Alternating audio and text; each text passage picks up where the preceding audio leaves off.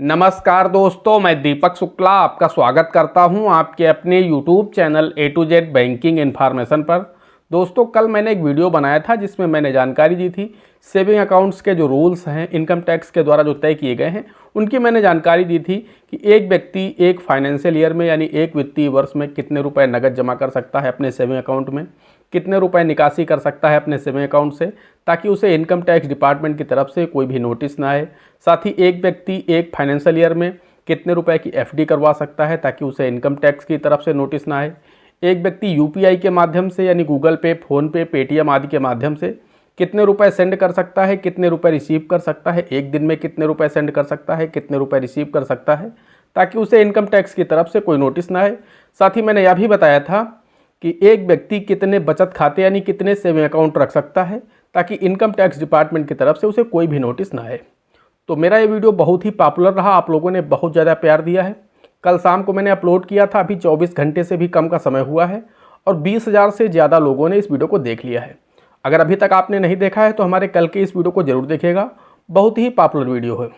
तो उस वीडियो में बहुत ज़्यादा कमेंट्स आए हैं 2 विषय को लेकर के। 2 पॉइंट इस वीडियो में छूट भी गए थे, क्योंकि अगर मैं उन पॉइंट को शामिल करता तो वीडियो बहुत ज़्यादा लंबा हो जाता, तो इसलिए मैंने उन पॉइंट को छोड़ दिया था। लेकिन बहुत ज़्यादा कमेंट आए हैं कि पहली चीज़ तो ये उसमें पूछी गई है कि सर हम अपने सेविंग अकाउंट में कितना पैसा रख सकते हैं ताकि हमें इनकम टैक्स की तरफ से कोई नोटिस ना आए। और दूसरा सवाल है कि सर हम क्रेडिट कार्ड का इस्तेमाल करते हैं तो एक फाइनेंशियल ईयर में कितने रुपए कैश में उसका बिल पे कर सकते हैं और कितने रुपए ऑनलाइन बिल पे कर सकते हैं क्रेडिट कार्ड का, ताकि इनकम टैक्स की तरफ से कोई नोटिस ना आए।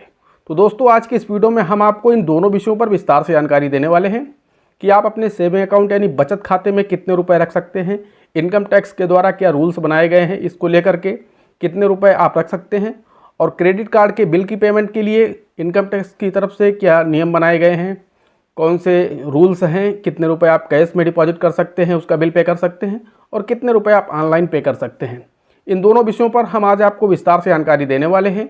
बस आप लोगों से एक छोटी सी रिक्वेस्ट है, वीडियो पसंद आए तो एक लाइक कर दीजिएगा।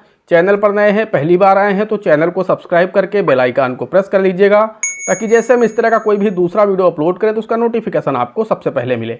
चलिए शुरू कर लेते हैं। दोस्तों, यह दोनों ही सवाल यानी दोनों पॉइंट आपके सेविंग अकाउंट यानी बचत खाते से जुड़े हुए हैं।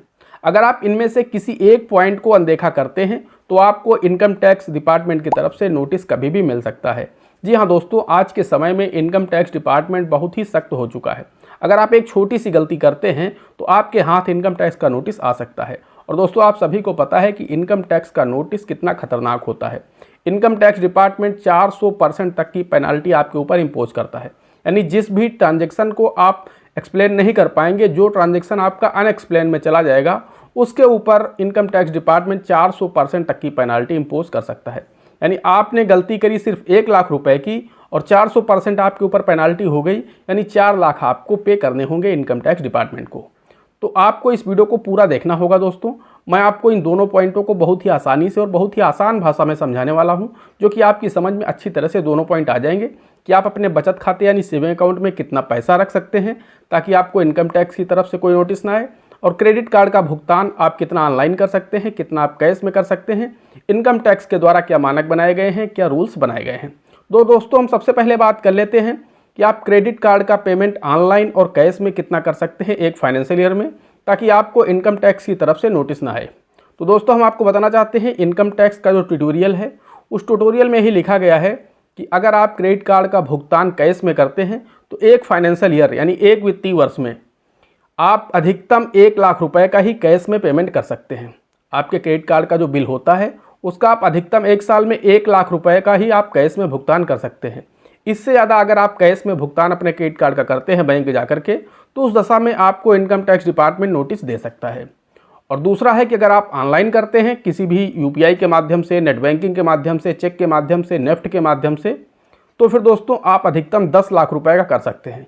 एक फाइनेंशियल ईयर में आप अधिकतम 10 लाख रुपए का ऑनलाइन तरीके से अपने क्रेडिट कार्ड का भुगतान कर सकते हैं। अगर इससे ज़्यादा आपके अमाउंट हो जाता है क्रेडिट कार्ड का, तो फिर आपको इनकम टैक्स डिपार्टमेंट नोटिस भेज करके आपसे जवाब मांग सकता है कि आप जब इतना हाई वैल्यू के ट्रांजैक्शन कर रहे हैं तो आप ITR फाइल करके इनकम टैक्स पे क्यों नहीं कर रहे हैं।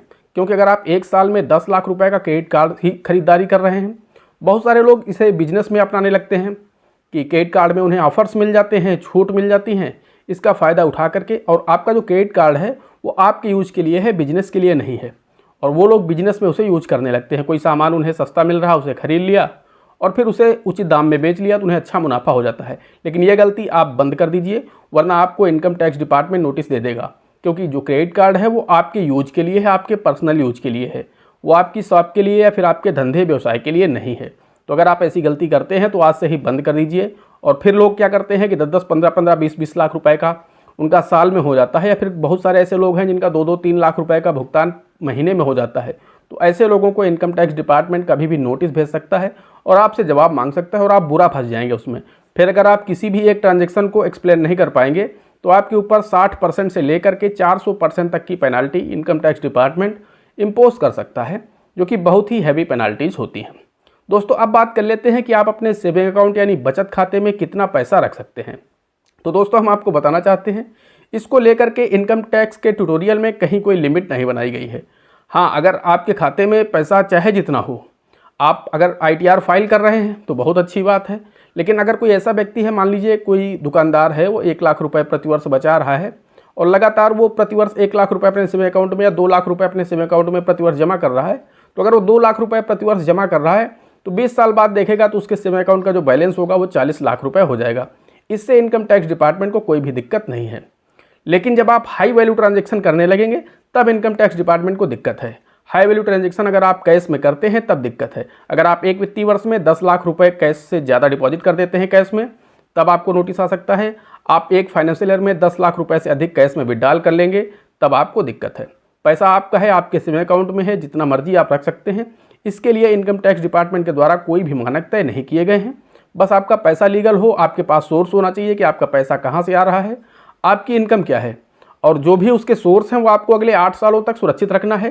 क्योंकि इनकम टैक्स डिपार्टमेंट अगले 8 सालों में आपसे कभी भी आज के ट्रांजैक्शन की डिटेल मांग सकता है और आज के विषय में आज आपने जो ट्रांजैक्शन किया है उसकी जानकारी आपसे ले सकता है। तो आपको कम से कम अपने इन ट्रांजैक्शन की जो सोर्स है वो आपको सुरक्षित रखना है, ताकि अगले 8 सालों में जब भी आपसे इनकम टैक्स डिपार्टमेंट पूछे तो आप उनका जवाब दे सकें, वरना फिर आप फंस जाएंगे। दोस्तों कुल मिलाकर कहने का मतलब यह है कि सेविंग अकाउंट में आप कितना भी पैसा रखें, इससे कोई दिक्कत नहीं है। अगर आपकी इनकम ज़्यादा है तो आप ITR फाइल करिए, जानकारी दीजिए कि मेरी इनकम कहाँ से हो रही है। अगर आपकी इनकम सामान्य है, 3 लाख, 4 लाख, 2.5 लाख, 5 लाख रुपए है, तो कोई ज़रूरत नहीं है ITR फाइल करने की। उसमें आपको छूट दी गई है, आप अपने सेविंग अकाउंट में पैसा रख सकते हैं।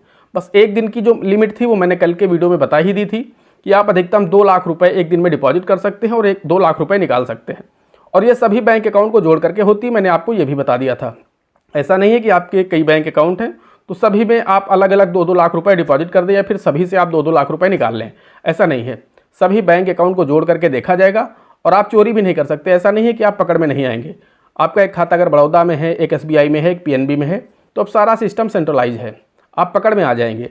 आपका पैन आधार से लिंक है, आधार आपका मोबाइल नंबर से लिंक है, तो किसी खाते में आपका आधार लिंक होगा, किसी खाते में आपका पैन लिंक होगा, किसी खाते में मोबाइल नंबर लिंक होगा। आप पकड़ में आ जाएंगे कि आपने इस ट्रांजैक्शन की लिमिट को क्रॉस किया है, तो आपको इनकम टैक्स डिपार्टमेंट अगले 8 सालों में कभी भी नोटिस दे सकता है। दोस्तों आशा करते हैं दोनों सवाल आपके क्लियर हो गए होंगे। आपके मन में जो डाउट था वो क्लियर हो गया होगा, आप लोगों की समझ में आ गया होगा कि कितने रुपए आप क्रेडिट कार्ड का पेमेंट एक साल में कैश में कर सकते हैं, कितना ऑनलाइन कर सकते हैं और सेविंग अकाउंट में कितना पैसा आप रख सकते हैं। तो अगर आप इस तरह से अपने सेविंग अकाउंट को फॉलो करेंगे, मेंटेन करेंगे, तो कभी भी आपको इनकम टैक्स डिपार्टमेंट की तरफ से नोटिस नहीं आएगा। दोस्तों आशा करते हैं जानकारी पसंद आई होगी। अगर जानकारी पसंद आई हो तो प्लीज़ वीडियो को एक लाइक करिएगा। साथ ही चैनल पर नए हैं, पहली बार आए हैं, तो चैनल को सब्सक्राइब करके बेल आइकन को प्रेस कर लीजिएगा, ताकि जैसे हम इस तरह का कोई भी दूसरा वीडियो अपलोड करें तो उसका नोटिफिकेशन आपको सबसे पहले मिले। दोस्तों आज के वीडियो में इतना ही, मिलते हैं अगले वीडियो में किसी अगले इंटरेस्टिंग टॉपिक के साथ। तब तक के लिए जय हिंद, जय भारत।